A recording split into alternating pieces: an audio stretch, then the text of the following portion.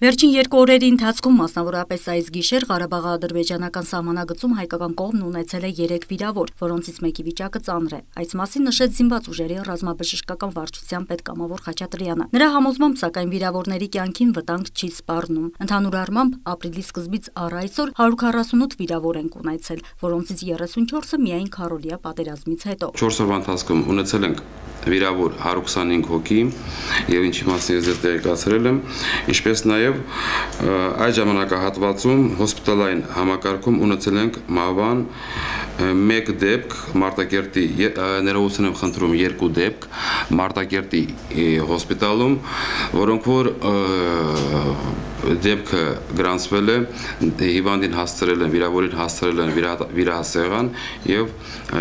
ժամանակի առումով եւ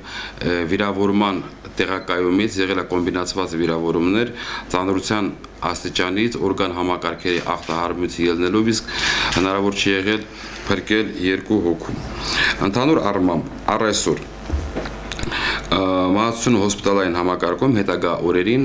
թիվը հասել է մինչև 5 հոգու։ Իսկ մասնավորապես քառօրյա պատերազմի ընթացքում ունեցած 125 վիրավորներից 87-ը դուրս են գրվել լիարժեք ապաքինված, ասում է կամավոր Խաչատրյանն ու վստահեցնում, որ մինչև վերջին վիրակապը չքանդվի, ոչ մի ապաքինված դուրս չի գրվի հոսպիտալից, սակայն տվյալ պայմանությամբ ուրեմն ծայրահեղ գնահատվում են 3 հոգու, 3 զինծառայողի վիճակ, որոնցից երկուսը գտնվում են Էրեբունի կենտրոնում, բժշկական կենտրոնում, մեկը կենտրոնական զինվորական հոսպիտալում։ Բոլորն էլ ծանր վիրավորներ են, հույս ունենք, որ մեր կատարած աշխատանքների արդյունքում կարողանանք նաև ապաքինել, վերականգնել